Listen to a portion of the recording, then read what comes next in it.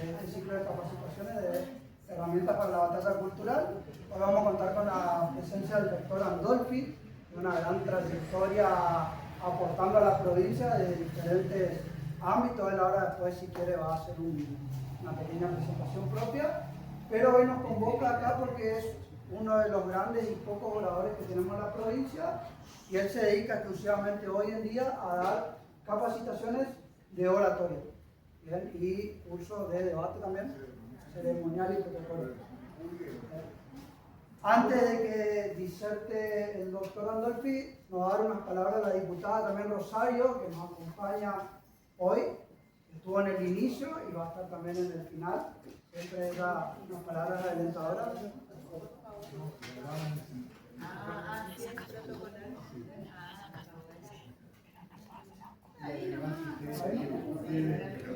Representante del folclore. Y de la bandera, de que la La derecha es más importante siempre el ceremonia. Entonces la bandera siempre tiene que haber. A la derecha del cine, que es la izquierda del observador. Siempre se llama derecha protocolar. O sea, no de, porque ahí la bandera está a la izquierda, pero es la derecha del cine. Por eso están así en las escuelas. Argentina acá, porque es la derecha de sí mismo, no de que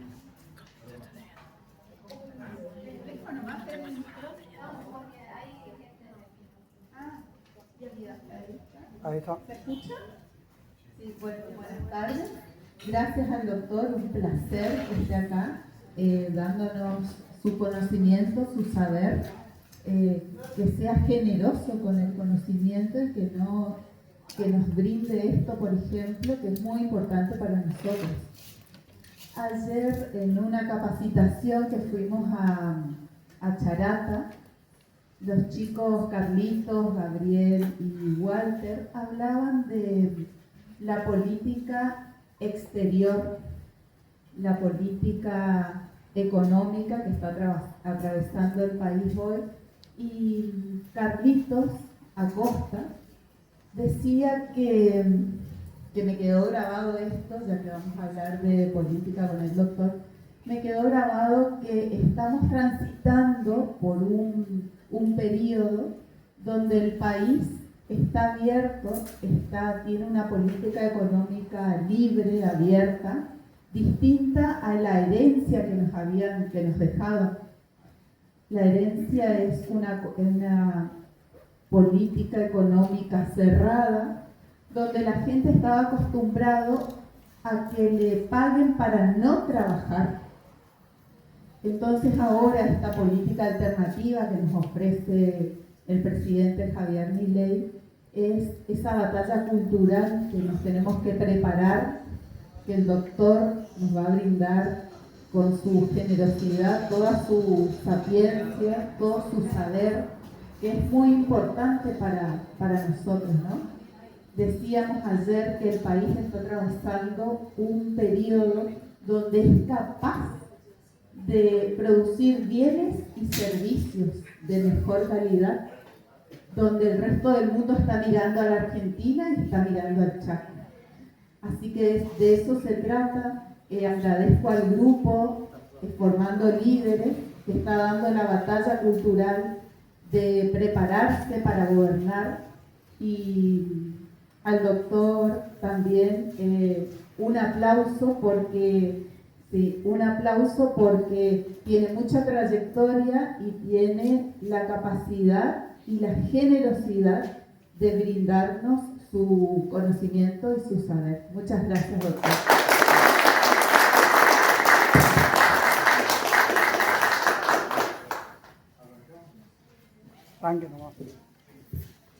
Bien, bueno, buenas tardes. Gracias por la invitación de nuevo a los gestores y mentores de esta iniciativa, Isabel también, y porque estamos fortaleciendo vínculos también para otras actividades, ¿no? Y además la gratitud por estar una tarde fría de sábado aquí para compartir una experiencia académica, ¿no? Que esperamos o espero que sea fructífera para el cometido que todos nos proponemos. Bien, Dicho esto, 2 veces se mencionó la palabra trayectoria en la presentación, que es, en oratoria decimos, voy a usar una palabra que duela menos, pero que signifique lo mismo. Entonces se llama eufemismo. El eufemismo es eu, de lo griego, lo bueno, femes, palabra, la buena palabra. Le cambio el nombre para que duela menos. Entonces a veces les digo trayectoria, traducímelo en criollo, antigüedad, años. Gracias por la gentileza de decir trayectoria y no. Bueno, pero así tuvimos una etapa donde, por ejemplo, a la inflación no se la nombraba, era mala palabra, y se la cambió por un eufemismo. ¿Cómo se lo llamó? Deslizamiento de precios. Un ex ministro de Economía y un jefe de gabinete pequeño, recordarán, hablaron de hay un leve deslizamiento de precios. Y yo pensaba cuando escuchaba esos discursos, qué casualidad que los precios siempre se deslizan hacia arriba, nunca hacia abajo. Por no hablar inflación, porque era mala palabra. Pero a veces los eufemismos son muy buenos para el lenguaje diplomático, por ejemplo, que si podemos diremos algo, para el lenguaje social, afectivo también. No corté el noviazgo, nos dimos un tiempo, ¿o no? Es lo mismo, interrumpiste la relación, pero le cambiamos el nombre para que no duela. O decimos a la pareja, quien sea, ¿sabes qué? Yo no te merezco, sos demasiado para mí. ¿Qué me pasa? Ay, gracias, un elogio parece. Y en entre líneas le estoy diciendo, chao, hasta acá llegaste, ¿o no? Entonces, vos mereces a alguien mejor que yo, entonces seguí tu camino. Eso estamos diciendo eufemismo, y estamos cargadísimos de eufemismo en la vida cotidiana, ¿no? Ya vamos a entrar, perdonen la anarquía, empezamos desordenadamente, pero yo me siento entre amigos y esperemos que así nos sintamos todos, ¿no? En el lenguaje diplomático, sí, bienvenido sea el eufemismo. Ustedes habrán visto que en la guerra nunca se habla de muertos. Los soldados no mueren en la guerra. ¿Cómo que no mueren? Sí, pero no se los llama muertos. ¿Se los llama? Bajas. Caídos, bajas, héroes, mártires de Malvinas. Sí, claro que son mártires y claro que son héroes. Pero murieron. Caídos en combate. Y los monumentos, ningún monumento dice muertos en Malvinas. Dice héroes del Atlántico Sur, caídos en combate, defendiendo la soberanía. Eufemismo. En el lenguaje bélico, digamos, en el lenguaje diplomático también. Cuando un embajador no lo quieren en un país, ¿qué hace? Lo expulsan. Ajá, sí, pero nos van a poner eso en una nota diplomática internacional. ¿Y cómo lo dicen? Fue relevado el cargo. Sí, o se usa una palabra muy atravesada, que es, lo declaran persona no grata. Y yo, presidente de, no sé, Paraguay, le mando al presidente argentino a la nota diciendo que su embajador acá ha sido declarado persona no grata. Entre líneas, ¿qué le estoy diciendo? Che, sacá tu embajador que no lo queremos ver acá. Ya no es bienvenido a Paraguay. Persona no grata. Es la expulsión, dice Llana, de un embajador. Pero lo decimos con palabras que duelen menos. Así es, bueno, el lenguaje diplomático. Y empezamos, creo que por aquí. ¿Vamos bien? Sí. Y no empezamos todavía. ¿Qué pregunta? Pero bueno, solo agregaría a la gentil presentación que han hecho los amigos de la legisladora. Hay dos condiciones que a mí me enorgullecen por sobre todo. Porque los títulos están muy bien y acreditamos con ellos lo que hemos estudiado o capacitado en la vida, pero el título no me define como persona. Puedo ser la persona más miserable del mundo con 10 doctorados y al revés. Entonces, los títulos están muy bien, acreditan mi carrera de vida profesional, pero hasta ahí. Así que yo digo, lo que más me enorgullece es pertenecer hoy a la institución, a la policía del Chaco, ¿sí? Después de más de 32 años de servicio. Y a la Asociación Sanmartiniana, que anda lo que llamaba San Martín, ¿sí? Que no tiene ideología política, simplemente quien quiera estar invitado a integrarla también, divulgar vida y obra del Libertador, ¿sí? Y estamos trabajando en común también con el Instituto Belgraniano, que ahí sí que no hay grieta, dijo el historiador. Hay dos figuras donde todos los diseños argentinos terminan: San Martín y Belgrano, que además fueron amigos. ¿Quién puede hablar mal de estos dos próceres, no? Bueno, en fin, así que sanmartiniano y belgraniano, también lo soy íntegro. O sea, ¿quién soy yo para poner grieta, como me dijo un comisario? Siempre cuento esto, perdonen si ya lo escucharon. Un comisario me preguntaba en mi curso una vez: ¿usted que está en sanmartiniano, profe? ¿Quién es más grande de los dos? ¿San Martín o Belgrano?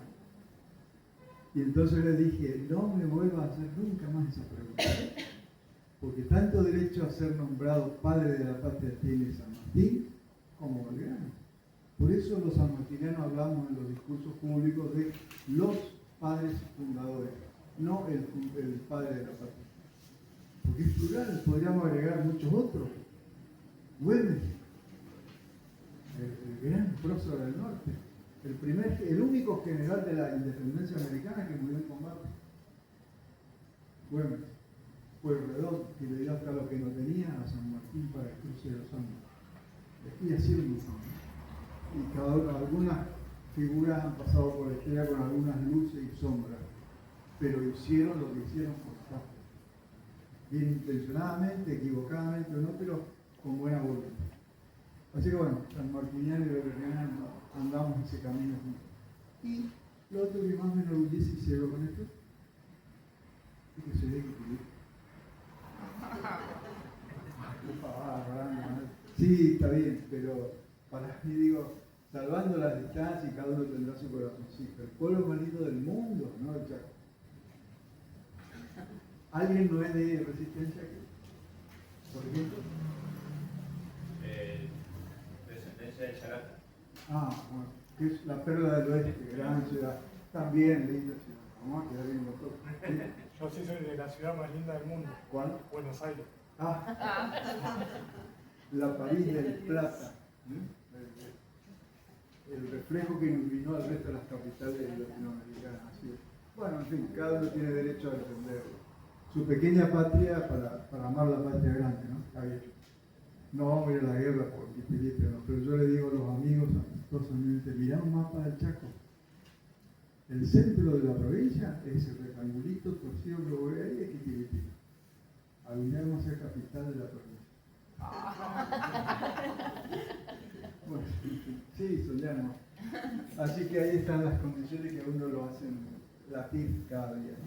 Bien, vamos a avanzar. Yo les propongo lo siguiente: vamos a ver algunos tips de esto de que el discurso público se potencie en público, de la oratoria, cualidades nuestras como oradores en la dicción y los errores que cometemos al articular palabras, frases y conceptos.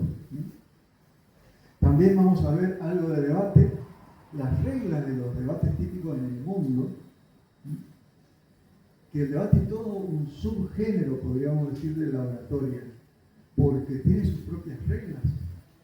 Una cosa es discutir opiniones, bueno, en una charla de café y demás, y otra cosa es defender posiciones, con argumentos, no con lo que a mí me parece, argumentos. Y los argumentos tengo que tener cuidado, además, porque como estamos en el terreno de las ideas, salimos de la charla de café, mis ideas van a ser rebatidas, pero que sean rebatidas por ideas. No porque a mí me parece que no, ¿cómo que a vos te parece? Dame datos. Demostrame que vos estás en lo cierto y yo no. Porque si no, de opinión otra opinión. Entonces debatamos ideas y descalifiquemos ideas. Ahí también otra cuestión. No a la persona. Pero ¿qué sabés vos? ¿No? Y él dijo tu nombre, ¿verdad? Juan. Y Juan me va a decir: no, pará, Rolando. No descalifiques a mí. atacar mi idea, a ver, ¿qué argumento tenés? Y ahí es otro terreno, ¿no? Y es mucho más rico el debate así, cuando va a nivel de la intelectualidad. Bien, entonces eso también vamos a ver algo y vamos a hacer un par de ejercicios. Vamos a leer para entrar en calor, ¿sí? Y yo elegí para hoy una o dos discursos célebres en la historia que son arengas, otro género del discurso público. ¿Qué es una arenga? Motivar a la audiencia, arengar. Casi un discurso previo a la entrada en combate. Por eso la arenga viene del terreno militar. Yo tengo que incentivar a mis soldados para que combatan con mi conducción, por la patria que tenemos, por las ideas que defendemos, y si es necesario que hasta dé su vida. A la mierda, de todo eso tengo que convencerlo hasta que dé la vida, no es fácil. Pero los grandes líderes lo hacen. Normalmente lo dio todo por la patria. Y uno dice, ¿cómo formó el ejército más profesional de América Latina hace 2 siglos y pico? Con algunos soldados casi analfabetos. Que igual hablaba del virreinato colonial y la monarquía y no sé qué, no sabía si apenas se veían leer y escribir. ¿Cómo formar a alguien para que deje todo lo que tenga, que siga y vaya a la muerte, si es posible, si es necesario, digamos posible? Eso es un líder. Cuando te incorpora su idea y vos lo seguís, que ahí entra, además de la intelectualidad, ahí sí entra el carisma. Y si tenés las dos cosas, tener el intelecto para defender tus ideas, pero además tener el carisma y le cae bien al público cómo la defendés y la pasión con que lo haces, es un cartón ganador, ¿eh? No hay por dónde entrarle a una idea defendida así, porque si yo digo, sí, pero yo pienso que no, esa teoría no sé, a mí me parece, bueno, no tenés mucha convicción. Que si vos decís, yo estoy convencido de que la única teoría que nos va a sacar, o la idea que nos va a encaminar al futuro que Argentina se merece, no es que queremos nosotros, sino que nos merecemos, miren, es distinta la potencia y es distinta la pasión con que defiendo algo. Entonces, si además de esa pasión que ponen en lo que se hace, le da la intelectualidad o los fundamentos doctrinarios, eso es imbatible. Bien, entonces vamos a ver una arenga. Y hablando de las arengas, yo creo que empezar a mezclar el tema para tenemos el tiempo muy comprimido, ¿no? Creo que a las 11 de la noche bueno, pero quiero decir algunas lecturas y bueno, y vamos estoy mezclando conceptos, pero si ustedes me dicen, Rolando, está muy anárquico o está muy aburrido, reorientate. Bueno, es un aviso para mí. Pero, ¿se acuerdan hablando de arengas? Todos vimos la película Gladiador. ¿Sí? Las chicas lo vieron por Russell Crowe. Yo también. Nosotros por los legionarios romanos. Bueno, está bien. Son estereotipos. Bueno, ¿cómo empieza la película? ¿Qué le dice Alejandra? La dos Alejandra conta. Miren, qué lindo encontrar rostros conocidos. ¿Qué le dice el general Máximo Décimo Meridio, Russell Crowe, a las tropas, a las legiones romanas antes de entrar en combate con los bárbaros? Arenga de estrategia militar y política, porque era una batalla contra guerreros fenomenales que eran los germanos, los bárbaros, decían ellos, en esos bosques nevados, en el frío. ¿Se acuerdan las escenas iniciales? Entonces el general le dice a los legionarios: tengan en cuenta, en esa arenga inicial antes de entrar en combate, que lo que hagan hoy en el campo de batalla va a tener su reflejo en la otra vida, o va a tener su recompensa, como quieran ver, en la otra vida. Esa es la idea. Si uno lee entre líneas eso, dice, para un poco, che general, diríamos, ¿no? ¿Me está diciendo que yo puedo morir hoy? ¿Cómo que en la otra vida? Yo quiero mi recompensa en esta. Sí, eso les está diciendo. Miren, muchachos, muchos de ustedes no van a ver un nuevo amanecer. Pero no podés decirlo así, ahí tenemos un eufemismo. Yo tengo que apelar a la idea de trascendencia, de valor, de amor a la patria, de que tu nombre va a perdurar aunque vos no perdures hoy. A eso tenemos que apelar. Y eso es lo que hagan en el campo de batalla se reflejará en la otra vida. Quédense tranquilos y bueno. Y yo veía esa serie y digo, en 2 minutos, en los primeros 10 minutos cuando entras en clima con la película, que es fantástica. Sí, esta es una arenga hecha y derecha. Y siempre existe este ejemplo también. ¿Se acuerdan del Mundial de Fútbol Brasil 2014? Semifinal con Países Bajos, diríamos hoy, Holanda entonces. ¿Qué le dice el capitán de la selección argentina cuando se definió esa semifinal por penales? Al arquero, ahí está. Hoy te convertí, lo agarró de la cara a Chiquito Romero, le dio un sopapo amable acá y le dijo, hoy te convertí en héroe. Esa es una arenga deportiva. Porque las dos son tus salvadores. Y la cámara vio que el capitán y el arquero estaban por hablar antes de los penales y bajó esa cámara aérea y tomó el diálogo. Y se convirtió en héroe. Atacó y fuimos a la final con Alemania. Olvídense de la final. Pero esa es una arenga, por eso no es solo de un general guerrero que manda a su soldado a la muerte. No, puede haber una arenga deportiva, una arenga política, donde vos le das a tus votantes, al público que te sigue, a tus adeptos o a los que no están tan convencidos, la idea de que vos sabés cuál es el camino, porque vos sos el líder, entonces vos ves un poco más allá que los hombros. Por eso alguien dijo, ¿qué es un líder o quién es un líder? Aquel que ve el panorama más lejos que yo, porque se para sobre los hombros de lo que lo vieron antes y mira más lejos. Entonces a ese que ve la realidad, no acá como puedo verla yo, ciudadano de a pie, a ese yo voy a seguir. Y si además esa realidad que él ve me la sabe transmitir con vocación y pasión, como entiendo, no, mirá, yo veo el horizonte, no, está medio nublado, pero me parece que no, pará, convencerme para que siga hasta la muerte si es necesario. Bueno, de eso se trata, ¿no? Y cerrando esta pequeña parte introductoria, hoy que empezamos con las frases, ¿vamos bien? No. ¿Alguien se quiere ir? No, ya ven. Bueno, cuento una de San Martín, me permiten 10 segundos y arrancamos. Puede haber muchas más, pero hablando de San Martín, ahí viene un sanmartiniano. Marcelo, ¿cómo estás? Bienvenido. Vos, esta es tu casa.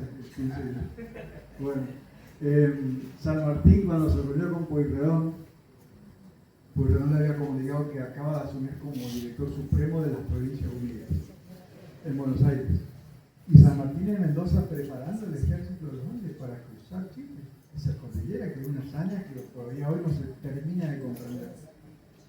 Entonces se citan, se encuentran los dos a medio camino. San Martín sube desde Mendoza a Saldán, en Córdoba, la estancia de Saldán, y Pueyrredón baja desde Buenos Aires y se encuentran ahí los dos próceres, 2 días enteros de conversaciones. Y San Martín les pone su plan continental. En grandes líneas, miren en qué consistía el plan, ¿no? Que ahí tomamos conciencia. Armar un ejército profesional, no las milicias voluntarias que tenemos hasta ahora. Un ejército profesional, con tácticas de combate, estrategias para la guerra, bien entrenado, bien disciplinado. Entrenarlo además, lo que te lleva es cruzar los Andes, otra locura. No ir al norte a pelear con el virreinato del Perú por Salta, porque ahí nos espera. Vamos por la cordillera. Cruzar la cordillera, liberar Chile. Porque no es la Olimpiada, que hace la cordillera, listo, dame la medalla. Liberar Chile. Y no contento con eso, formar una flota de mar. Continuar la expedición por mar al Perú, llegar al puerto del Callao, desembarcar, derrocar al virrey, combatir lo que sea necesario y liberar el Perú, porque ahí está el centro del poder realista. O sea, flota de mar, Perú liberar, y con eso media América libre. Porque uno lo escucha y hasta que le dice, quedó asombradísimo del plan y dice, señor general, lo que usted propone es convencido como buen líder de que lo que hay que hacer es lo que hay que hacer, dice, sí, señor brigadier general, porque era su superior. San Martín, comandante del ejército, Pueyrredón, director supremo. Sí, señor brigadier, claro que es imposible, pero es imprescindible. Le dijo entre líneas, si queremos que América sea libre, esto es lo que hay que hacer, aunque te parezca imposible. Claro que es imposible, es una locura lo que te estoy proponiendo, andás a ver cómo se lo dijo, ¿no? Pero es imprescindible. Esta anécdota la cuenta mucho mejor que yo Santiago Covarrubias, el filósofo, ¿no? Pero ahí está, esa es la visión de... Y Pueyrredón se comprometió con esa visión y se dio cuenta que este hombre tan convencido y con tantos argumentos, hay una litografía que nos pide, yo publiqué eso hace unos días, a raíz de una carta de la universidad, una carta entre los dos próceres. Y está Pueyrredón mirando un estudio lleno de mapas y San Martín le indica unas cosas y él dice, esos dos cerebros estaban hirviendo en ese momento, imagínense, diseñando la América fuera del duelo. Bueno, y así que Pueyrredón se convenció de que ya está lo que no tenía. Hay famosas cartas de Pueyrredón a San Martín, una de las últimas donde dice, no, ahí van los 300 fusiles, los 300 sables, no sé qué, van los caballos, va la carne, van no sé cuántos uniformes, y no me pida más, carajo. Imagínense la palabra.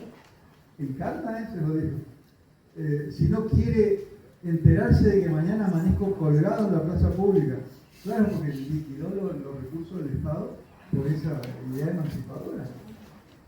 Así eran amigos íntimos, consustanciados con un plan. Pero Pueyrredón armó el plan, no, lo hizo San Martín, pero logró convencerlo. No está loco, formar un ejército de la nada, sí. Cruzar la cordillera, nadie lo hizo nunca antes, sí.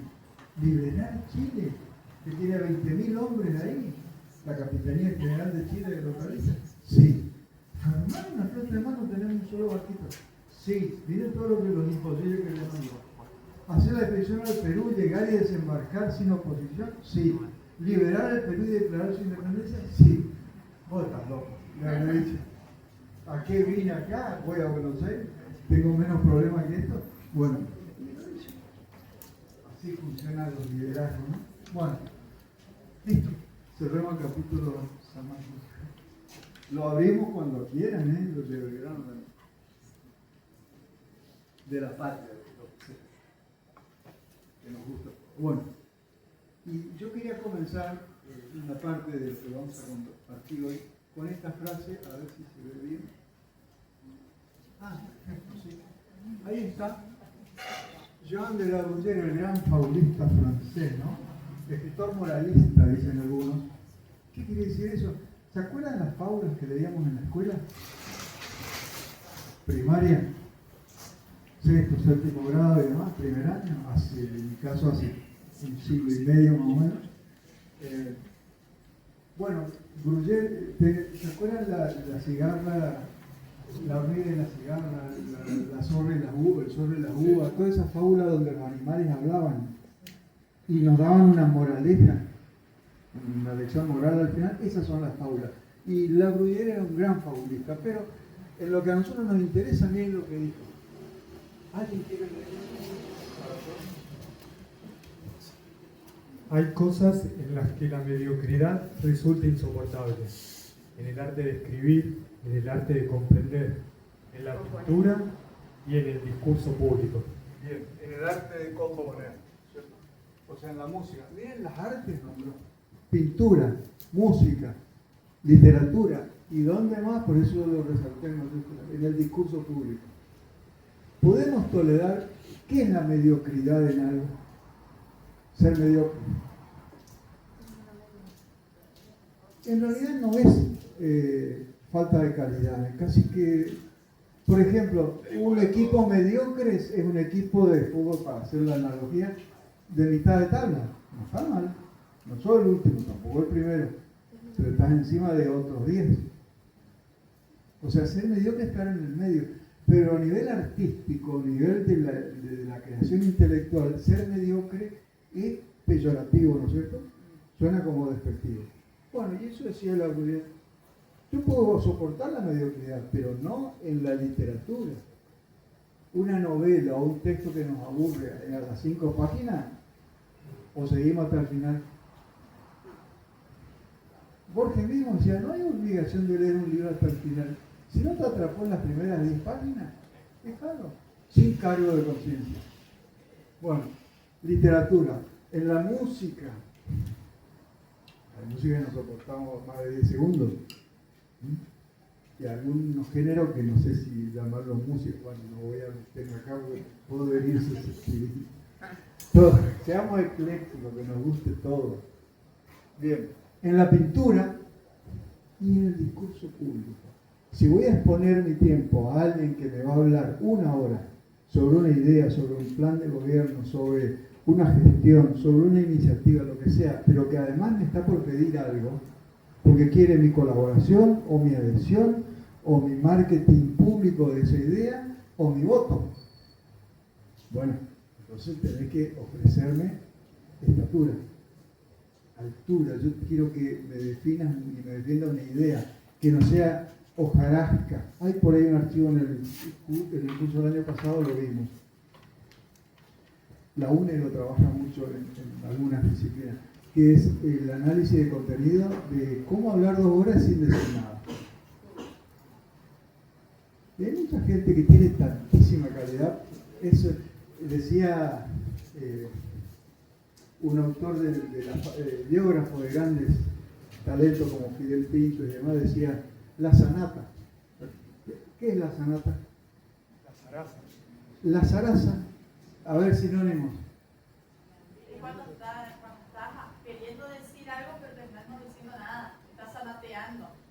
Sinónimos: sanata, zaraza, guitarreando, el verso, chamullo. Bien, porteño, bien, un forro de chamullo. Eso es. Y eso dice, es un invento argentino, típicamente. Porque el argentino no se va a quedar callado nunca. Siempre tenemos una opinión. Cambio climático global, o sea, ecología, geología, sí. Moda, ¿qué color va con qué? Sí. Queremos opinar de todo. Fútbol, somos todos directores técnicos. Ahora que se nos viene el mundial, donde defenderemos bien la copa o no. ¿Sí? Ahí está otro. Fíjense el eufemismo. En un reportaje no hace mucho, ¿qué dijo Leonel Scaloni? Cuando un periodista le preguntó si íbamos convencidos de ganar la copa y no sé qué. Él dijo, no vamos a ganar la copa. Oh, una declaración como, ¿qué dijo? Vamos a defender la que ya tenemos. Una cosa es ir por una meta y otra cosa es defender lo que ya tengo. Estás en otra posición, ¿eh? Dijo, vamos a defender la copa que tenemos. Porque los actuales campeones hasta el último día del mundial somos nosotros. Miren cómo, eso también es un discurso, ¿eh? Y ese mensaje que vos decís, qué bien. Si a mí me dieron ganas de alentar más que nunca a la selección, a sus jugadores, imagínense, si tiene ese discurso.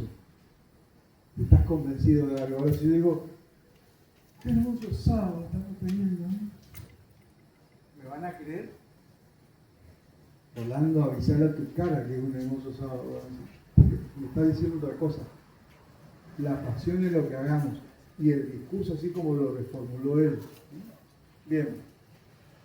Tratemos de evitar esto. Sí, pero bueno, ¿qué? ¿Tengo que tener un altísimo nivel intelectual? Sí, en lo posible.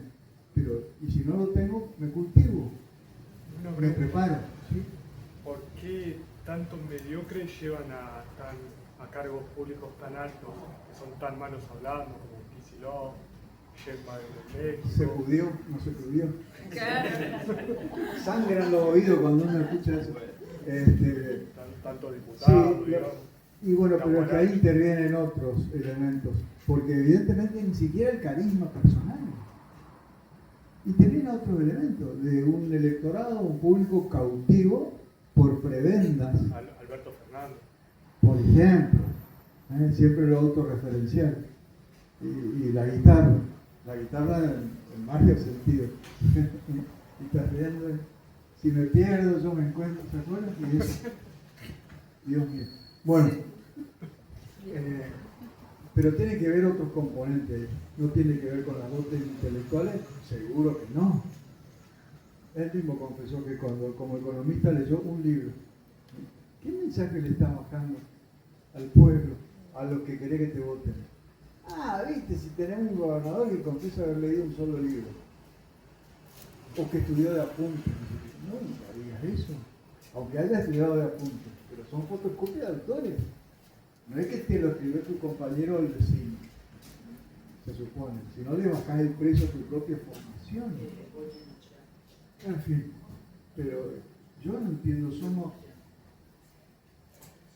Se lo voy a decir algo que por ahí es antipático, pero a un escritor inglés que tenía ciertas dudas sobre la democracia parlamentaria de Inglaterra, le preguntaron a George Bernard Shaw, le preguntaron en el siglo XIX apenas, qué opinaba de la democracia, sabiendo el periodista que él no era muy efectivo. Y dice, la democracia, bueno, dice, es un sistema político que nos garantiza que no seremos gobernados mejor de lo que nos merecemos. Como diciendo, ¿sí? El gobernante sale del pueblo. Entonces atención a quién votamos. Porque yo quiero que me gobierne, sí, alguien que salga del pueblo de nosotros. Pero que sea superior a mí en cuanto a que tenga la visión esa que decíamos sobre los hombros. Porque si yo soy pueblo, yo soy uno más de ustedes, ajá, bueno, pero si querés mi voto, demostrame que tenés una superioridad sobre mí. Pues no me quedo con mi candidatura, ¿no? Demostrame por qué te tengo que votar a vos. De alguna manera, hacémelo saber. Pues a veces hay otros componentes, ¿no? Y otros condicionantes también. Y hay públicos cautivos que votan, qué sé yo, todos lo sabemos, por ahí por beneficios más personales exclusivamente desde la mirada corta de las anteojeras acá, que lo que le conviene al común del país y al bien general. Miro por mi bolsillo, no me voto seguro. Sí, está bien, pero le va un poquito la mirada. Al país le va a convenir esto, aunque me duela hoy. Y si le va a convenir, eso sí. Pero si no, es pan para hoy, hambre para mañana. En fin, creo, no soy experto, pero por ahí va. Y por ahí va lo que nos decía la Bruyère. Entonces, mejoremos el discurso público. ¿Y cómo lo voy a mejorar? Además de la técnica formal del lenguaje, tengo que mejorarlo con las ideas. Porque si no, estamos como decimos en esa hojarasca de hablarlo ahora y no decir nada. Y cuando le pregunté a Chile, qué lindo que habla, pero ¿de qué está hablando? No tengo idea, pero una barbaridad, yo lo voto. Ah, porque habla lindo. No, ¿qué idea rescataste? Y hay frases modulares que podés incorporar en cualquier discurso y que suenan lindos. Las dos cosas van de la mano. Una idea bien vestida. Porque si es una buena idea, pero no la sabés explicar, tampoco sirve. Para que sea atractiva, desde lo físico, lo visual, pero hasta lo conceptual también. Esa es la idea. Tratamos de diferentes, lamentablemente, el mundo social funciona así también.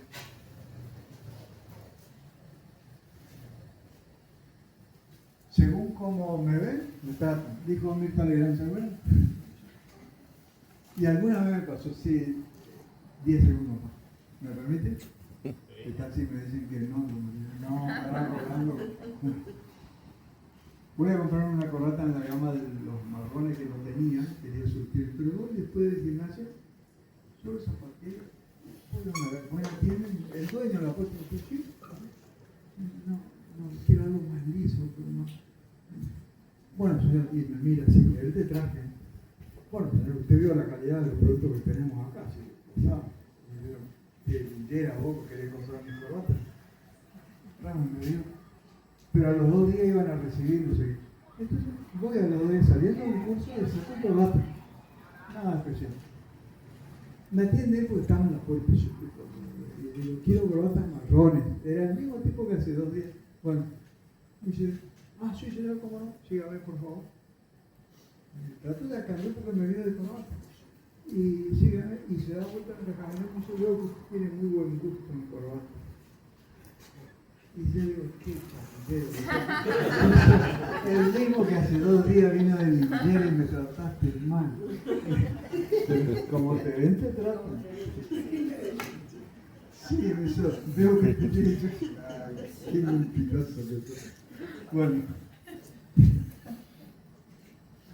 No es que uno vale más porque tenga corbata, que dicho sea de paso, yo no la traje, pido perdón.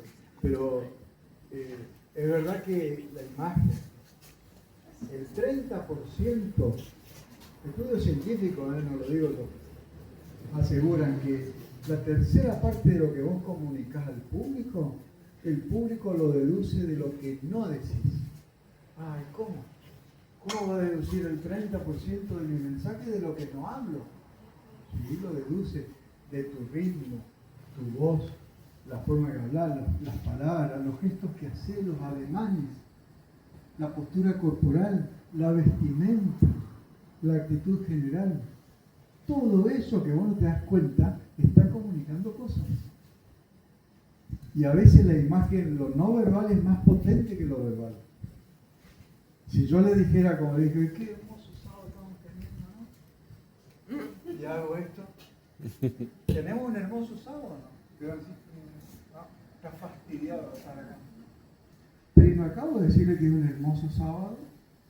¿Por qué decir que no? Y porque le creemos más a tus gestos y ademanes que a tus palabras. Porque el lenguaje no verbal suele tener una potencia que lo verbal no tiene. Entonces, atención a lo que comunicamos también. Quiero comunicarles pasión por esta idea.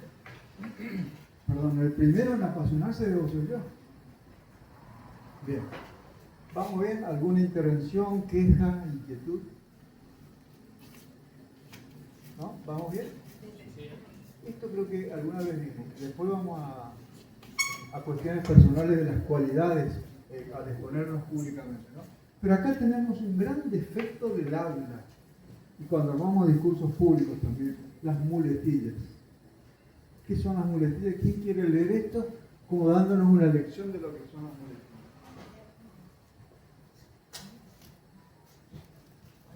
Y bueno, nada. ¿Cuántas veces escuchó usted esa expresión en los últimos tiempos? En la televisión, en los medios de transporte, en la charla laboral. Bueno, y nada. Constituyen dos muletillas o latiguillos, o sea, una palabra o frase que se repite por hábito, que opera como una expresión comodín y que es una suerte de parásito, debido a que no aporta ningún tipo de información, sino que solo rellena espacios.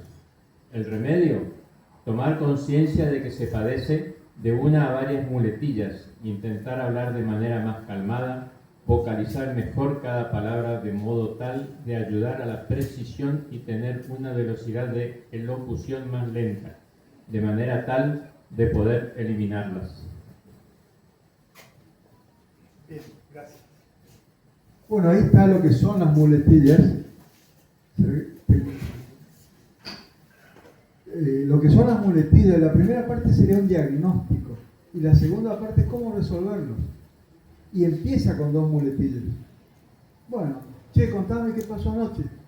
Bueno, o empezamos el diálogo, nada. Bueno, nada, estuvimos.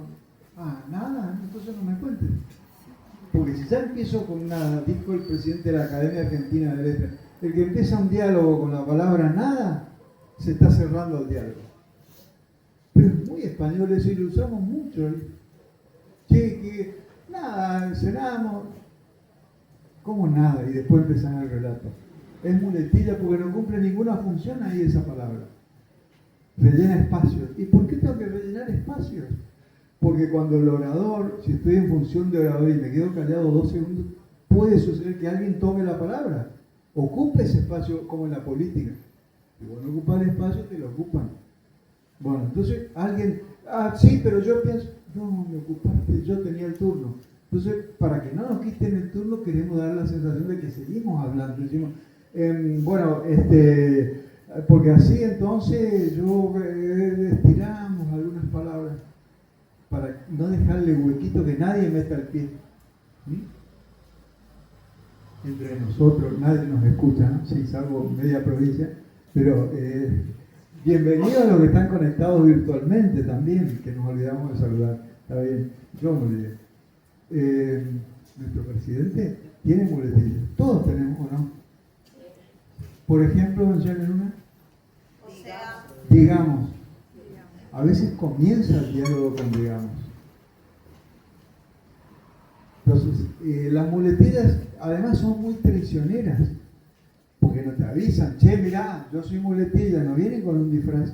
Cualquier palabra puede ser muletilla, si la usás innecesariamente en medio de un discurso, y la usás repetidamente. Cualquier palabra. Algunas clásicas son el bueno, esas son muletillas hechas y derechas, pero hay otras que se disfrazan de otra cosa y te aparecen. En algún curso una vez yo contaba que tenés que pasar 3 minutos de improvisar sobre esto. ¿Qué tema te tocó? La solapita. Y tengo que hablar de mi hijo. Y me dice un alumno universitario, profe, yo soy soltero, no tengo hijos. Y chamullame. O sea, pero convenceme. Habla de tu sobrino, alguna experiencia con niños tendrás. Si sobrinos, que si hermanos menores. Bueno, tenés que armar el día y convencerme de eso. Y en esos 3 minutos él, cuando termina, le digo, ¿usaste muletillas? Creo que no. Le digo, y la palabra digamos, justamente, que es muy común. Sí, un par de veces la habré mencionado. Y le digo, no, yo conté, mientras él hablaba, yo los palotes iba marcando. Y conté 1, 2, 3, 9 veces nombró la palabra digamos en 3 minutos. Eso es muletilla, hecha y derecha. Y bueno, ¿qué problema hay si igual mi idea la expuse? Sí, pero el problema, ¿sabes cuál es? Que eso deteriora la calidad de tu idea si la usas muy repetido, porque la gente se va a fastidiar. Entonces, cuidémonos de eso. ¿Y cómo hacemos? Ahí está el diagnóstico. Y abajo está la forma de la terapia, digamos, cómo resolverlo. Y si tenés que tomarte un segundo porque estoy pensando en la idea, no lo rellenes con ningún espacio. Tomate 2 segundos. Si vos sos el disertante, nadie te va a interrumpir. Y además ganás otra cosa, generás un efecto, porque están todos expectantes ante el silencio a ver qué es lo que viene. Entonces vos decís, o no decís nada, decís, y haces esto. Por eso, y ahí arrancás, te tomaste 5 segundos que te permitieron organizar una idea y generaste la expectativa del público que está a ver con qué sale. Pero no rellenemos el espacio, bueno, porque te va a debilitar el discurso eso. Hacer la pausa, mostrarle una curva en el camino, algún arbolito a tu público, cambiar el paisaje unos segundos, ¿no? Eso condimenta el discurso también. Bien, esas son, ahí está, otra muletilla. Pero bueno, son las muletillas, las palabras parásitas que hay que tratar de evitar. Y si no sabemos, no tomamos conciencia, nos grabamos en un audio de WhatsApp y escuchémonos después. Y vamos a ver si las usamos. No nos gusta escucharnos, a veces si estamos adorados, nuestra imagen es muletilla, escuchamos lo audio que mandamos. Pero no nos gusta escuchar porque decimos muchas veces, ¡ay, qué voz fea! Ese no soy yo. Sí, sos vos. Lamentablemente te voy a decir, sos vos. Así sonás hoy escuchado desde afuera, digamos. Bien. ¿Vamos bien? Sí. ¿Preguntas? ¿Quejas? ¿Intervenciones? Están todos con frío, ¿no? Estamos un calor.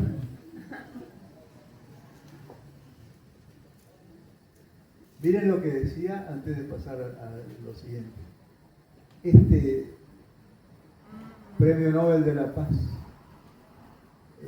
obispo sudafricano, ¿no? Desmond Tutu, en el año 64 ganó el Premio Nobel de la Paz. Y él decía, en las discusiones públicas, decía, no levanten la voz, le decía el papá a él, mejora tu argumento.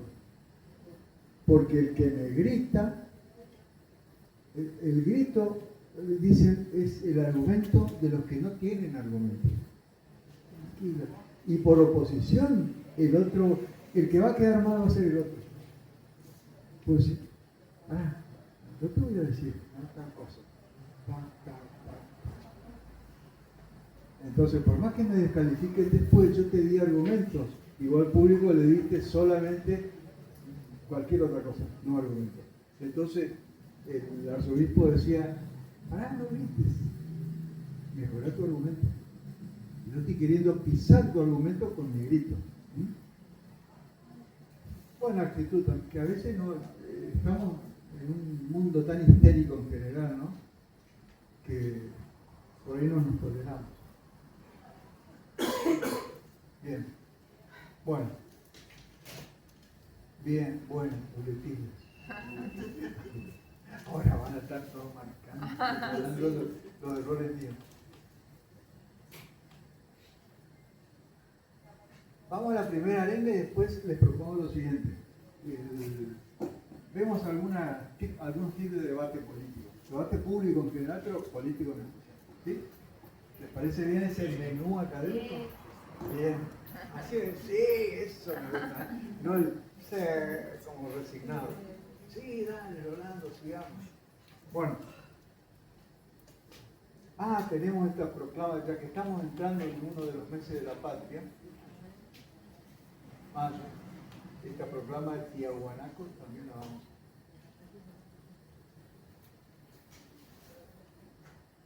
a la vamos a leer ahora. Un discurso público extraordinario, ¿eh? Porque ahí la imagen no. Bueno, acá vamos a necesitar un lector que se posicione como si fuera, perdón, capaz que soy yo el del error con el micrófono, que hablo muy lejos. ¿Se me escucha mejor ahí? Ahí.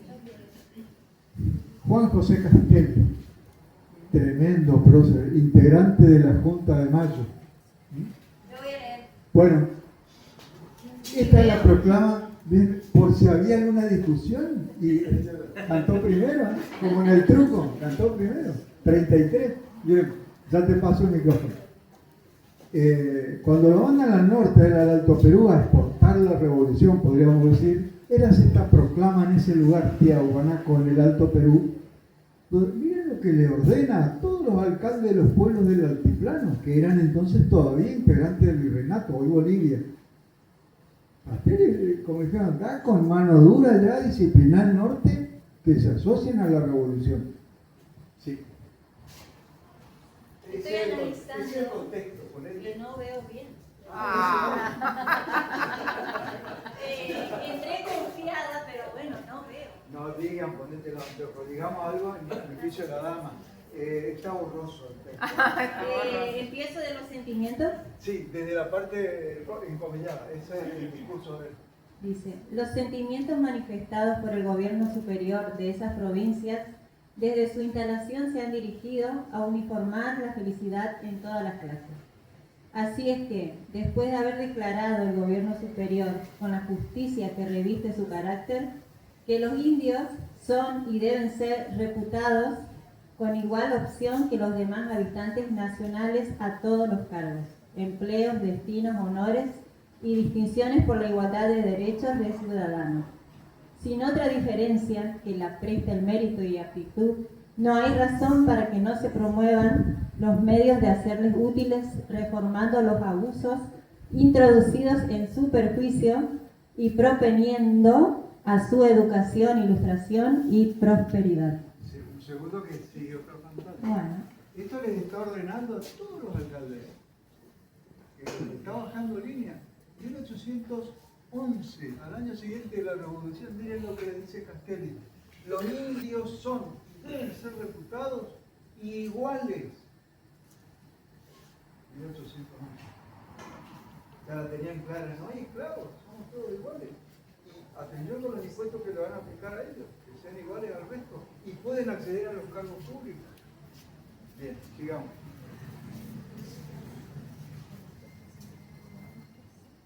Sí. ¿Sigo?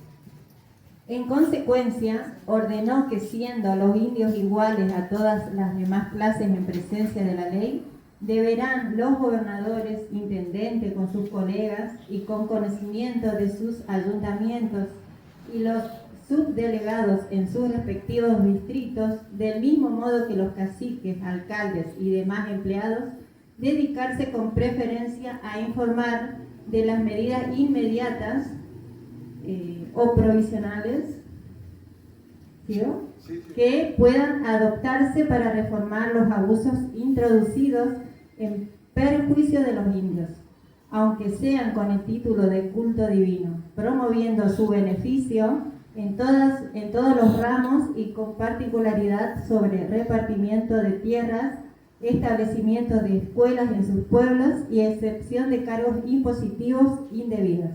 Bien, gracias. La doctora Juana Josefa Castelli sería. Corina es mi nombre. ¿Cómo? ¿Perdón? Corina. Bien, gracias. Juan José Castelli, ¿no? El gran orador de Mayo. Ahora les digo por qué.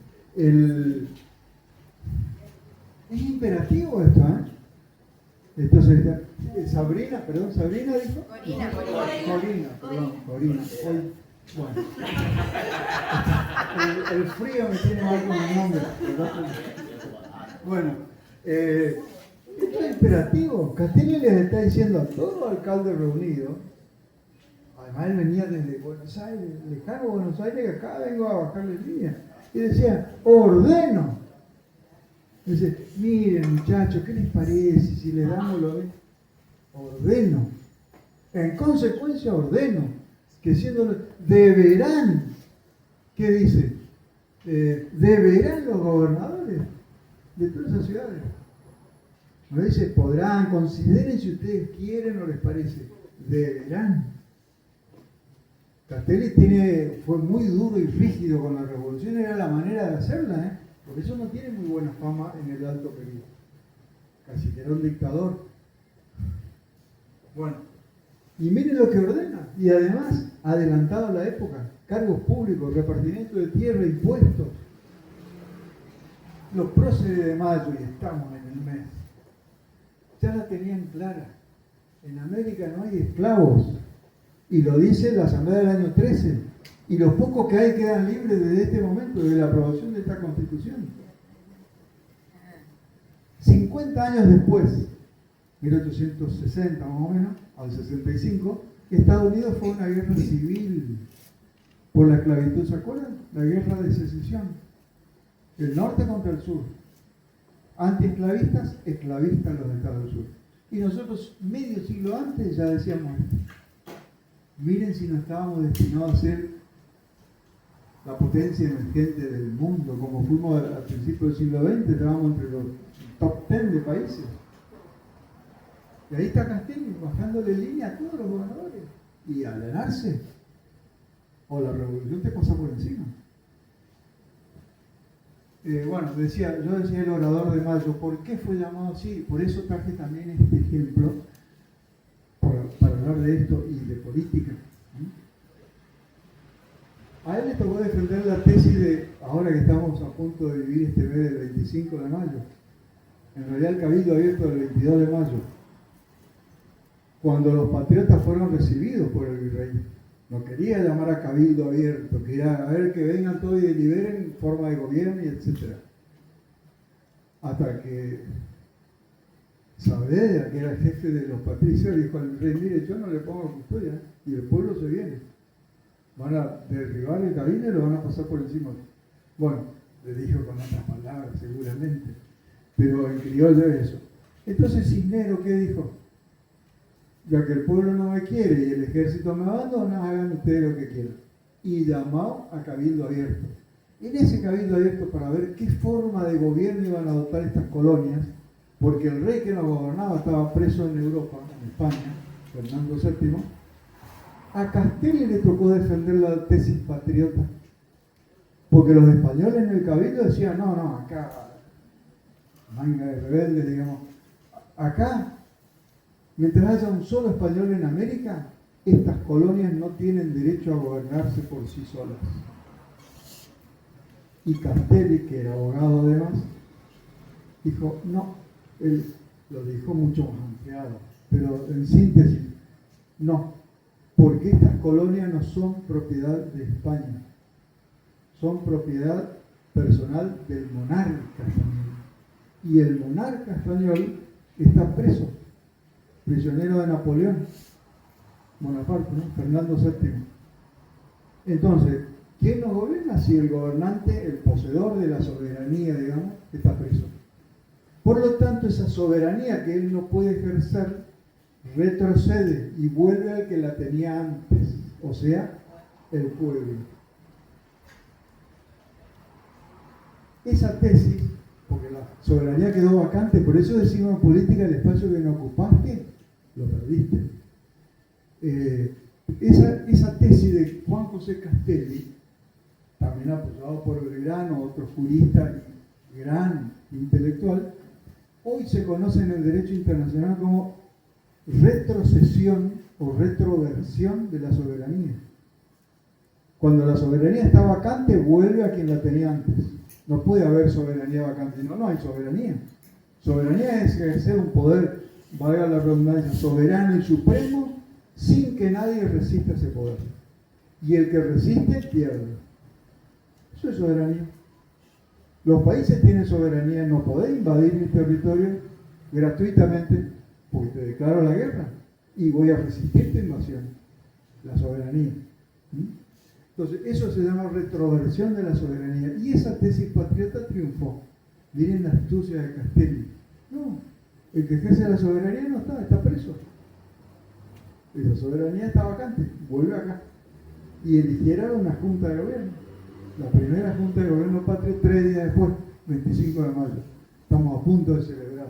¿Sí? ¿Vamos a ir todos al acto? Sí. Vamos a cantar el lunes es el día del himno. ¿Nos vemos a las 8:30?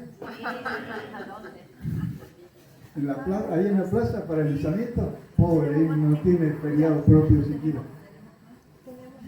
Bueno. ¿Cómo? Tenemos más tiempo.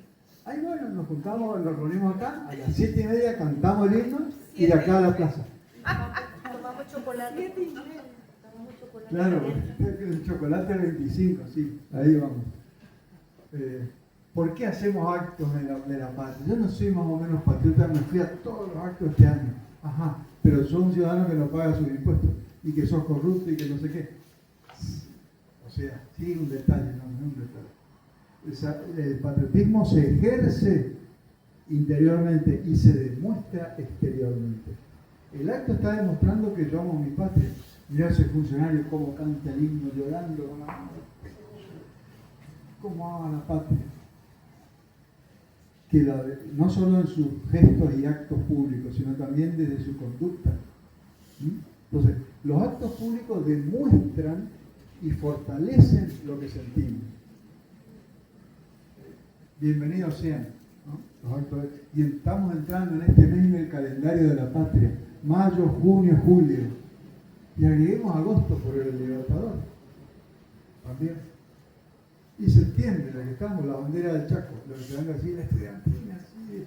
La bandera del Chaco, el día de la bandera del Chaco, el 19 de septiembre. Bueno, ahí está el discurso, la arenga de Castelli a los gobernantes del Alto Perú. Como diciendo, miren, se alinean acá o la revolución sigue su paso.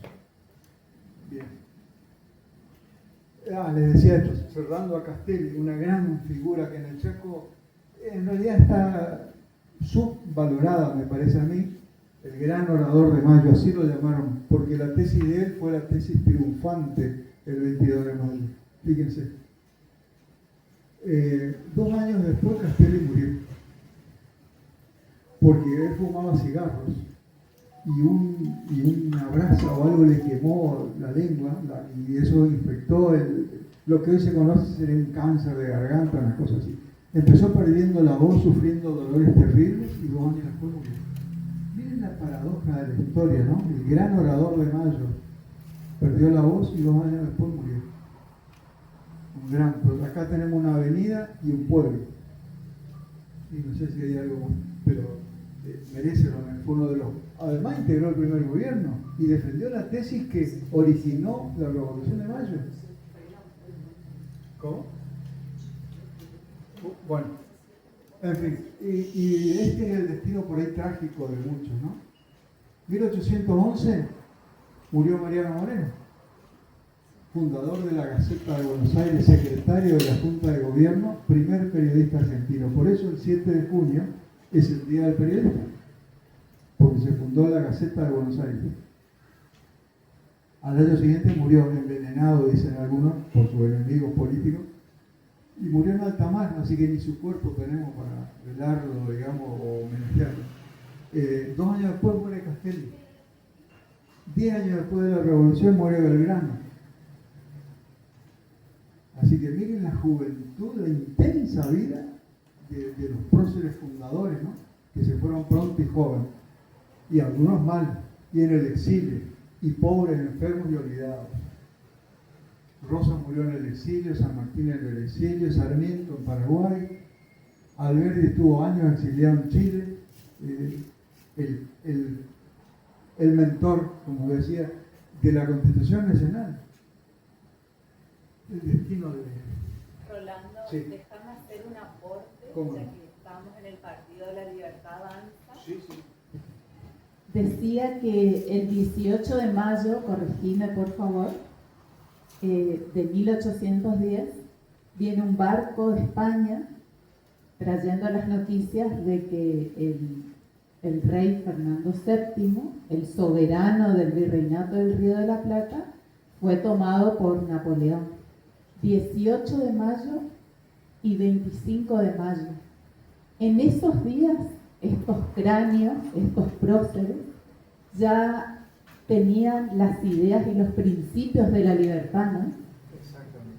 Así que bueno, tomar conciencia de eso desde que nuestro primer gobierno patrio quiso ser libre de España, del gobierno de España. Así que Castelli, San Martín, Mariano Moreno, Cornelio Saavedra son grandes libertadores de nuestra patria. Está bien, muy buena mención del plural para los libertadores. Sobrevoló siempre la idea, desde 1810, como bien decís. Sí. Rolando, Sí. 18 de mayo y 25, Sí, una semana, una semana. y estos cráneos próceres Sí. hicieron esto. En Exactamente. una semana se En organizaron una semana. y fuimos libres. Sí, sí, sí. Realmente, había un caldo de cultivo previo, pero es verdad, se trabajaba contra reloj, porque estábamos en absoluta inferioridad de fuerzas. Y se venía, de Europa se venía en 1800, y apenas años después, 1816. 1815 Belgrano se va a Europa, perdón, ya termina la clase de historia y seguimos con la historia. Pero yo tampoco soy historiador, aficionado como cualquiera de todos nosotros, simplemente. Pero lo que a uno lo apasiona, lee, investiga, y cuando más lees, más a más ser argentino. Como cualquier ciudadano de cualquier país, ¿no es cierto? Pero yo digo, Dios mío, si tuviéramos hoy una generación de 20 o 30 de esos padres fundadores, volvemos a ser potencia como en el principio del siglo XX. Gente que la tenía clara y veía más allá. Bueno, viene Belgrano de embajador plenipotenciario en Europa y viene al Congreso de Tucumán reunido. Y los Mapura con trapos calientes, dirían los criollos, ¿no? Le dicen los congresales, en Europa se formó la Santa Alianza. Demanda. Gracias, muy amable. Bien, seguimos hasta las 11. Bueno, en Europa se formó la Santa Alianza. Todas las monarquías europeas que recuperan su trono están confabulándose para venir a recuperar estas colonias rebeldes de América. Guarda, declaremos la independencia, ¿qué estamos esperando? Y acá un paréntesis. Todos o la mayoría, yo tengo ancestros italianos y la ciudadanía, y españoles, que son fundadores también de la patria, de la colonia, las corrientes migratorias, ¿no? Indudablemente. ¿Quién no tiene un abuelo español que dobló el lomo para forjar esta patria también? Y bienvenido sea. Hoy España no es el enemigo a vencer, es la madre patria, como Italia y tanto otros. Y está muy bien. Pero quiero decir, la tenían clara y Belgrano dijo, declaren la independencia, seamos soberanos, cortemos cadenas y seamos libres, porque Europa se viene con todo y anda a hacerle frente a los ejércitos europeos, 1000 años de antigüedad de esa monarquía. Y Belgrano en Tucumán anda a aguantar la presión de un Belgrano. Y de Mendoza, San Martín decía, declaren la independencia, con cartas a través de Tomás Guido y demás, a su representante de Cuyo. ¿Qué estamos esperando? Yo no voy a cruzar a Chile si no soy miembro, no soy comandante de un ejército de un país soberano, porque me van a ver como un invasor. Yo quiero ir a libertar, no a invadir. Declaren la independencia, legitimen el ejército de los Andes. Yo siendo congresal en Tucumán no demoro un minuto. Si me apura a un lado Belgrano y del otro San Martín más, sí. ¿Dónde firmo? ¿O no?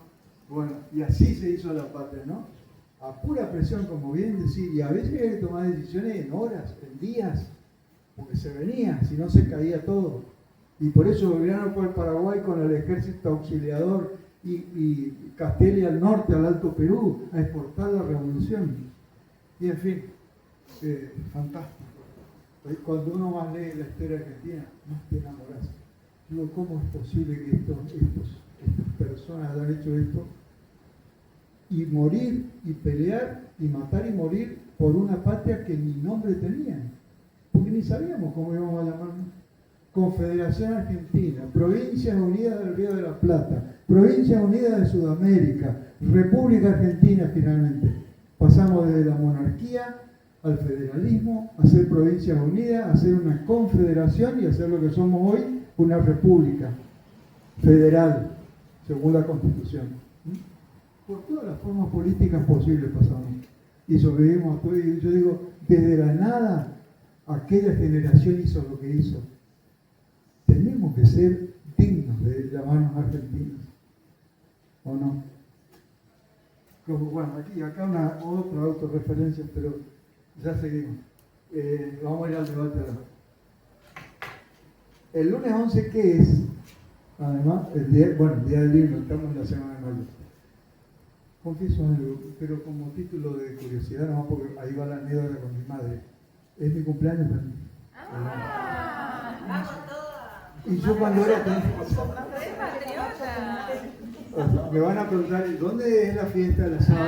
Y yo les voy a preguntar, esta es la dirección donde pueden ir a dejar los regalos. Bueno, no. Cuando yo tomé conciencia, 10 años, de que mi cumpleaños coincidía con el día del himno, y le digo a mi mamá, profesora de matemáticas, que casi me manda a rendir en la secundaria, fue mi profesora, el único 4 que tengo en la libreta secundaria me lo puso mi madre. Y me dijo, bueno, y ahí te dan cuenta, no me da el temario para las pruebas, ustedes que me piden creen que soy egoísta. Ni yo tengo el temario. Bueno, mi madre, yo le decía, mami, yo soy un patriota. ¿Por qué? Porque nací el día del himno. No seas atrevido, me dice. Vos no sos un patriota. El hecho de nacer el día del himno te compromete más. Vos tenés que honrar esa fecha.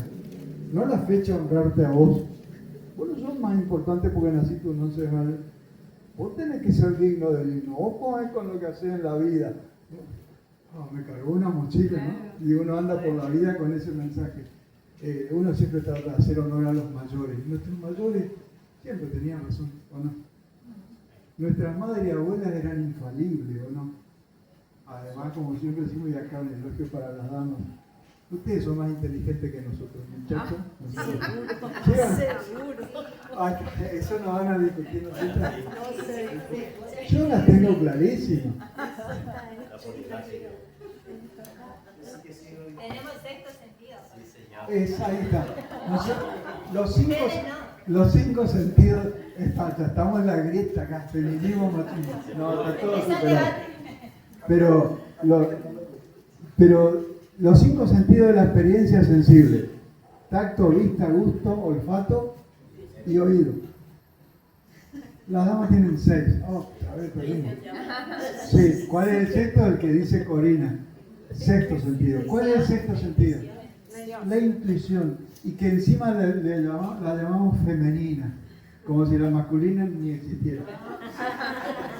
Es la capacidad de... Por algo nos dieron una costilla, así que van a ser... Claro. Y además hay otra cosa. La intuición femenina, la capacidad de olfatear, de ver, de leer bajo el agua, diría. La intuición es la capacidad de ver lo que no es evidente. Es una buena cualidad política también, ¿eh? Hay algo que el pueblo no me está diciendo, pero me está mostrando. Yo tengo que saber leer eso. Eso es la intuición. Por eso necesitamos lideresas, se dice, lideresas a la dama, o líderes. Líderes. Ay, bueno, me rindo, está bien. Líderes. Sí, señor, así es, líderes. Los griegos tenían entre su colección de dioses del Olimpo, tenían a una diosa que era Palas Atenea.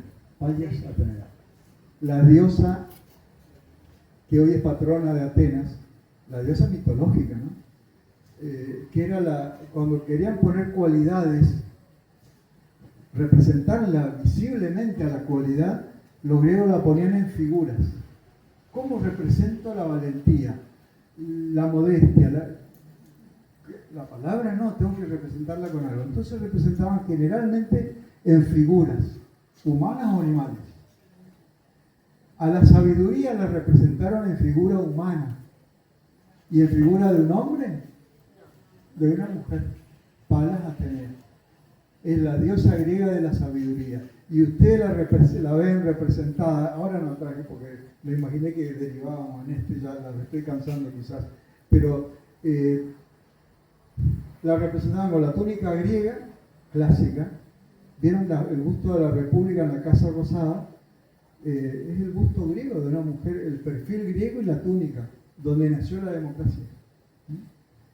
El casco guerrero, la túnica, la lanza guerrera en la mano derecha y en la izquierda el escudo.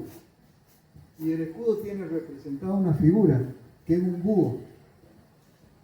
Que para los griegos el búho era el símbolo de la inteligencia. O sea, tengo la inteligencia que me precede porque está delante de mí. Soy Palas Atenea, diosa de la sabiduría. Y encima soy guerrera y valiente. Anda a enfrentarte a alguien así. Imposible. Bueno, así que la diosa de la sabiduría, ¿no? Palas Atenea. Y yo digo, yo también me prendo de esa gloria un poquito y digo, yo soy de Quitilipi. Y Quitilipi tiene en su escudo y en su bandera el búho. Los quitilipenses somos todos inteligentes, ¿no? No sé. Y las otras fechas importantes de nacimiento en una fecha patria, por ejemplo, el 9 de julio, Manacillo, el día de bien, otro asado. Otro asado.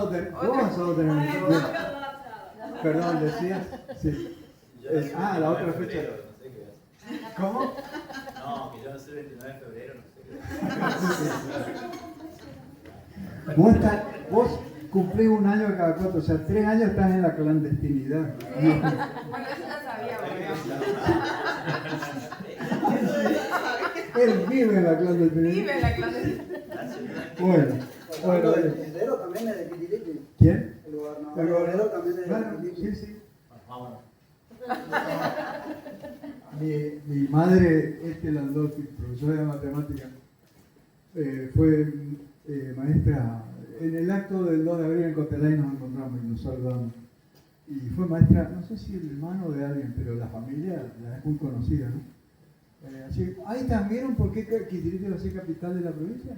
O sea, ¿le dio un gobernador a la provincia? Al margen de eso. Bueno, vamos a lo nuestro. Debate. Vamos a ver algunas reglas, ¿sí? Y apostillas y algunas cosas que podamos decir. Debate es la confrontación de ideas. Para empezar, de ahí ya tenemos la lectura intelectual, ¿no? Que nos pedían, que nos dieron nuestros padres y madres fundadoras y fundadores. Fundadores, el masculino incluye a todos, ya lo dijo la academia también, ¿no? Eso ya no hay discusión. Bueno, ¿cómo define la RAE, la Real Academia, a debate? Controversia, o sea, versiones contrarias. Y ahí estamos hablando de polemizar. Discusión de opiniones contrapuestas entre dos o más personas. Contrapuestas. Y la opinión estaba basada en razones. La sensación está basada en carismas emocionales. La opinión en razones intelectuales. Ahí está la diferencia. Bien. No sé ni cómo estamos con la hora. ¿Tenemos tiempo todavía? 3 horas más, profe. Bien, ahí está. ¿Viste por qué sos mi amigo? El resto te mira con odio, pero... Bueno, los debates pueden ser formales e informales. Los formales, ahí ven ustedes la descripción, formato preestablecido en cuanto a quién va a hablar, en qué turno se sortea incluso. Duración, tema específico, bueno, ahí hay tema específico de discusión y alguien que modera. Y en general en un debate el moderador sabe tanto o más que los que van a debatir, porque es del palo, digamos, es especialista también y va marcando las intervenciones cuando alguien se sale del tema.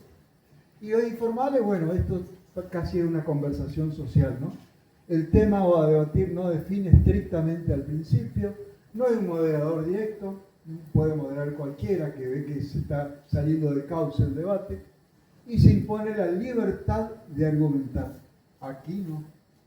Lo formal nos interesa a nosotros, lo que está preestablecido y organizado.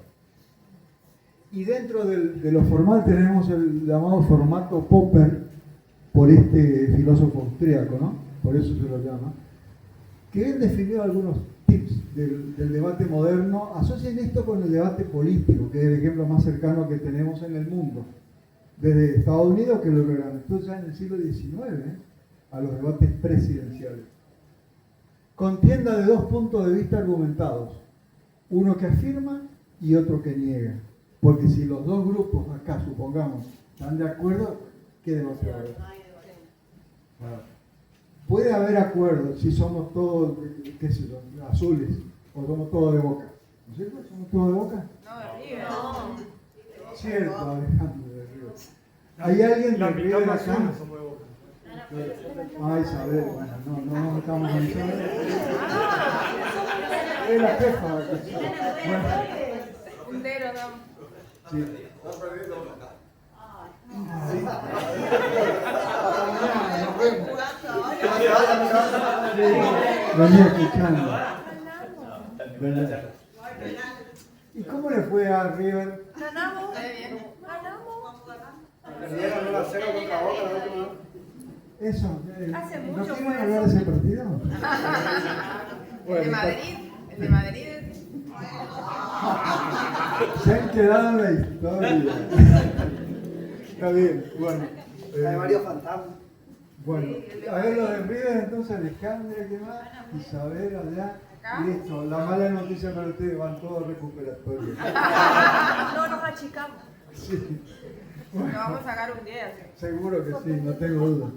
Bueno, el equipo afirmativo, en el debate de formato Popper, ofrece argumentos a favor del tema propuesto. Primero habla entonces el que habla a favor de algo.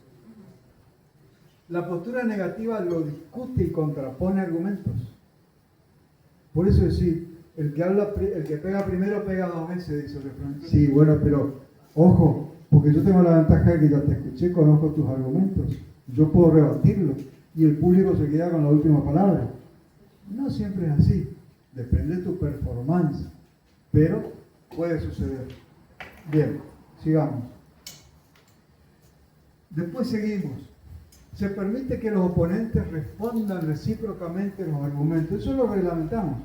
Podemos decir, bueno, después de cada una intervención del equipo A, por ejemplo, y del equipo B, el equipo A tiene su réplica, o el orador A.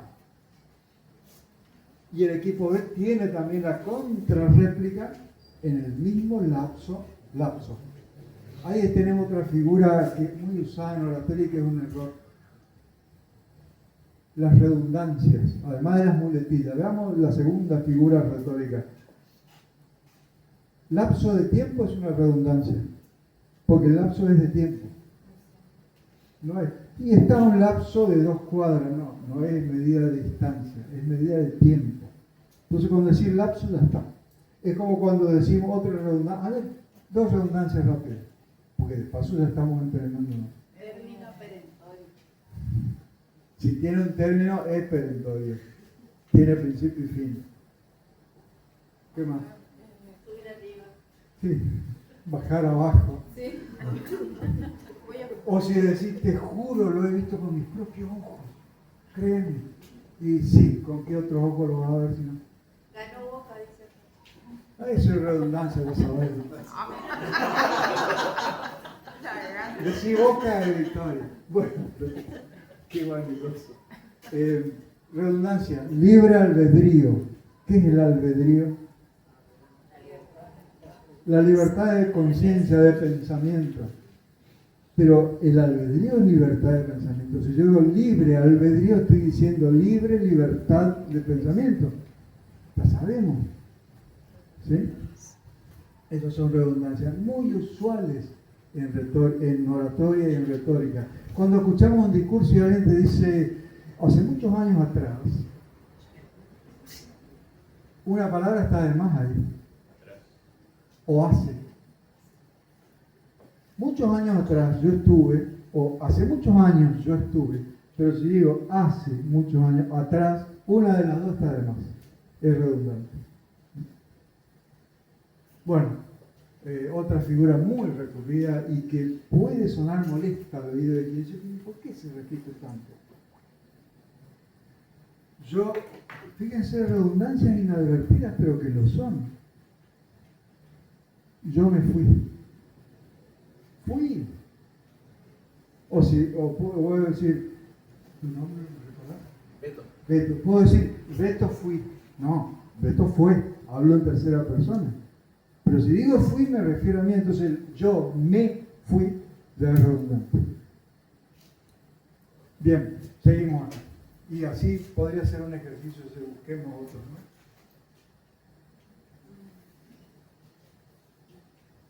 ¿Estamos bien? Les voy a contar acá 5 minutos, porque sé que están con frío. Si quieren zapatear en el lugar, parar. ¿Quieren un recreo 5 minutos? No sé cómo me digan. ¿Estamos bien? Sí. Bien, bueno. Intercambio de ideas desde la investigación previa. Fíjense, yo lo destaqué en mayúscula porque no es en el momento. Vos estás escuchando algo que te descoloca de tu oponente. Y el celular a googlear. No, pará, la investigación debió ser antes. Vos debiste anticipar ese argumento. Pero hoy vemos muchos conductores periodísticos incluso, que están, y la cámara lo toma y la verdad está con el celular. Y la cámara va duro y lo da como primicia, estás en pantalla y estás atendiendo tu celular, te enteraste ahí. Entonces, la investigación debió ser previa, no en el momento. Dame 10 minutos y te contesto y googlea. No, pará, no tenés esa opción ahí. El formato requiere respaldo y garantías de la experiencia en las argumentaciones de cada postura. O sea, lo doctrinario está todo bien, pero como siempre se nos enseña, la teoría y la práctica. Ninguna de las dos por sí solas completamente te va a servir. Te puede ayudar, pero no va a ser infalible. Yo me leí 10 libros de cirugía clínica y me compro un bisturí en la esquina. A ver quién quiere operarse conmigo. Rolando Paso. No desconfiamos, no pasaste ni por la vereda de la Facultad de Medicina, no voy a dudar. Bueno, y la experiencia tampoco por sí sola. Vos sos periodista empírico, sí, pero ¿qué sistematicidad le diste a lo que sabés de la calle? Entonces, la doctrina y la empiria, la teoría y la práctica, las dos cosas van. Si tenés las dos cosas juntas, puede venir primero la experiencia y después lo fortaleces con el cuerpo teórico. O al revés, ahora salgo a la calle. Por eso las carreras tienen después de lo teórico o paralelamente las prácticas. Para que salgas bien formado, esa es la idea. Bueno, el formato, ahí está, ya dijimos, los oradores cuentan con igual tiempo asignado. Eso no se discute, ¿no? Y tiene que ser, ahora vamos al otro formato rápidamente, que es el que, bueno, estas son las partes. Yo les voy a hacer llegar, tengo el contacto, después, ¿sí? Porque esto es engorroso, yo quiero ganar tiempo. El formato Popper tiene 10 partes, bien compensadas entre las posturas afirmativas y negativas, o a favor y en contra. Bueno, vamos. Ahí está el procedimiento, después yo les paso esto. Importante recordar en este formato. El primer orador o participante del equipo, habla del equipo. Hay instituciones que practican debates grupales. Por ejemplo, una institución muy reconocida internacionalmente, el Rotary. No sé si hay algún Rotario acá, pero bueno, ellos hacen los certámenes de oratoria para estudiantes secundarios, donde se entrenan. Nosotros desde la Asociación Sanmartiniana hicimos algo parecido a esto con estudiantes, un sábado de la mañana. Y decíamos, ya es un trío, no importa quién va a ganar y si leyeron algo sobre San Martín. Pero decíamos que el sábado a las 9 de la mañana los alumnos de primer año de secundaria estén acá y hablando de San Martín, ya es un triunfo. Aunque digan, como dijo un intendente de Tucumán, de un pueblito de Tucumán, tengo el crédito, por ahí lo habrán dicho ustedes, se viralizó hace un par de años. Estamos aquí hoy para recordar al insigne fundador, al insigne creador de nuestra bandera nacional. Y era el acto del 17 de agosto. Y los chicos, muchos chicos me dicen, ¿cómo? A mí me enseñaron que, mirá, no creo la bandera. No saben ustedes. Un intendente, ¿eh? Bueno. El primer orador o participante entonces presenta la posición. Acá está. Cada orador del equipo refuerza o completa la posición y el último miembro participante cierra, le pone el moñito. Esa es la exposición cuando lo hacemos en grupo, si no tiene que hacerlo uno solo. Profe, como una vez hicimos Sí. en un curso suyo de la eutanasia, quién estaba en contra y a favor, que teníamos que defender la postura. Bien, buen recuerdo, Alejandra. Y ahí está, pero te toca defender la postura a favor, supongamos. Pero yo estoy en contra. Ah, bueno, te tocó eso. Yo también estoy en contra. Entonces, ¿cómo hacemos? No, uno de los dos tiene que hablar a favor. Ese es un desafío mayor, ¿eh? Porque tenés que defender una posición que no sentís. ¿Cómo le pongo pasión a algo de lo que no estoy convencido? Cuesta. Pero como experiencia oratoria, no para mentir a tu público, pero como experiencia es muy buena, ¿eh? A ver, ¿de qué manera le agrego pasión a esto? Porque no es lo mío, no me gusta. Ni el tema ni la postura que me tocó. La eutanasia. Por eso los debates son siempre sobre temas que merezcan dos posiciones diferentes. Por ejemplo, si yo anuncio como debate, como tema posible, la necesidad de eliminar de cuajo la mortalidad infantil en el Chaco. ¿Quién va a estar en contra de esa afirmación?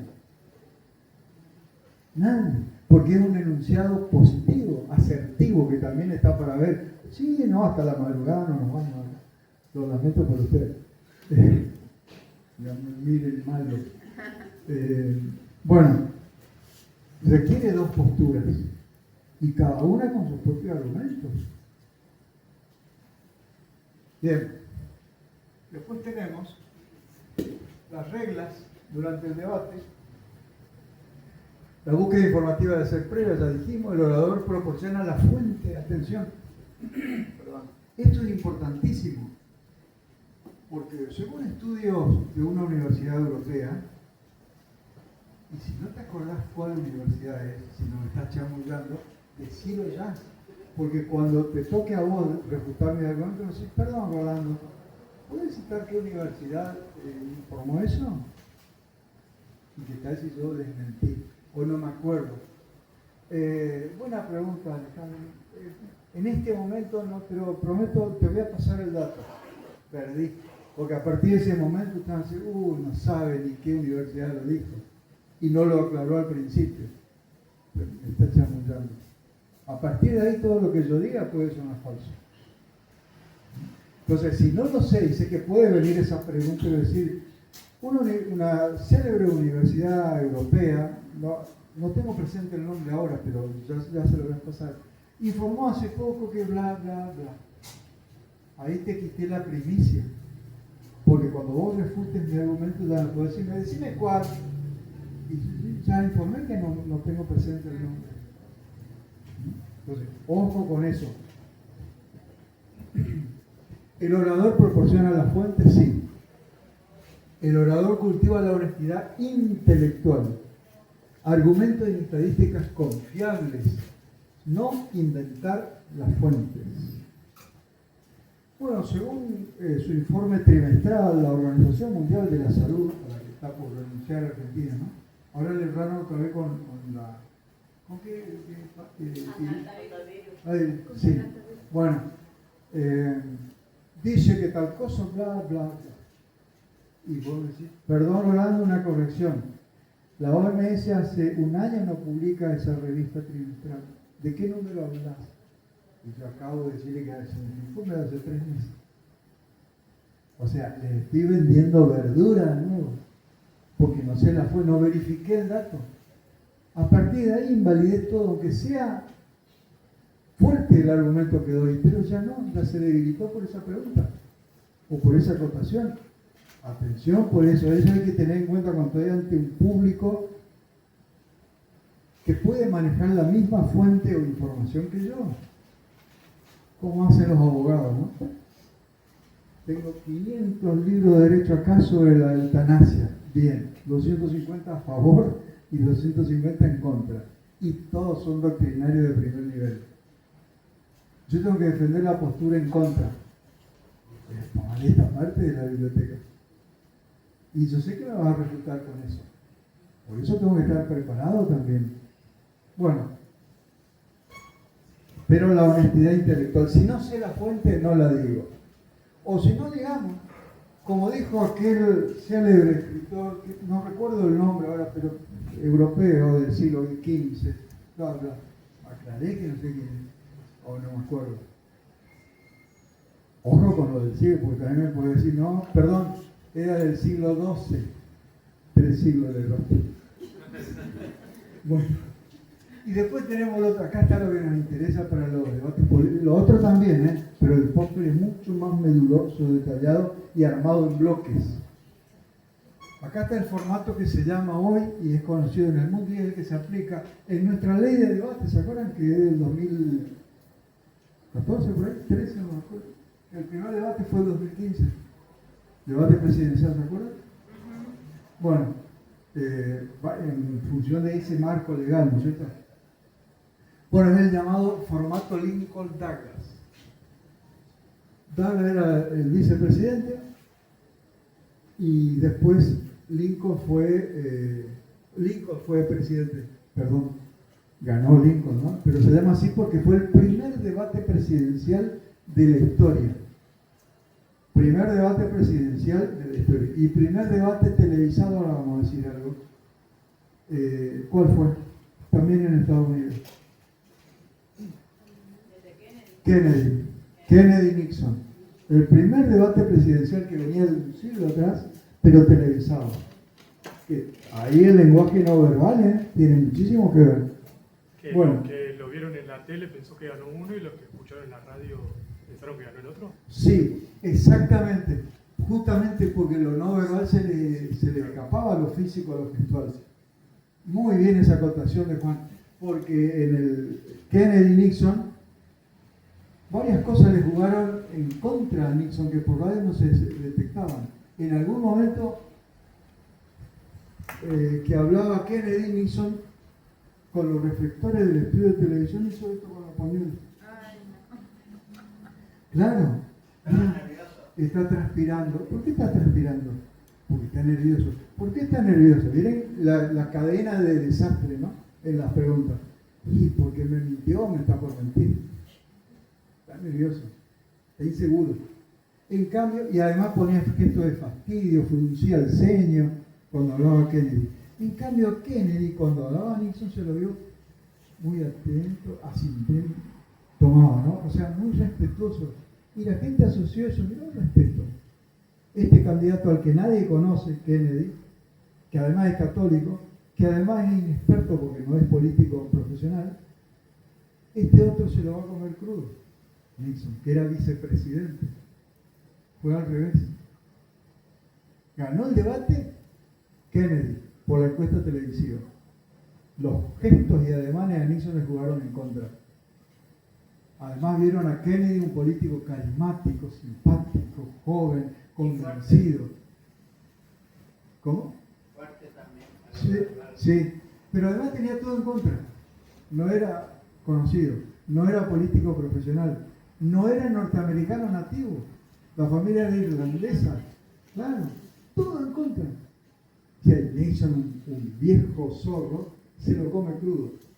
No fue así, al revés. Y algunos dicen hasta que llegó Clinton, las encuestas dicen que fue Kennedy, está entre Kennedy y Clinton, ¿no? Bueno, Clinton le jugó en contra en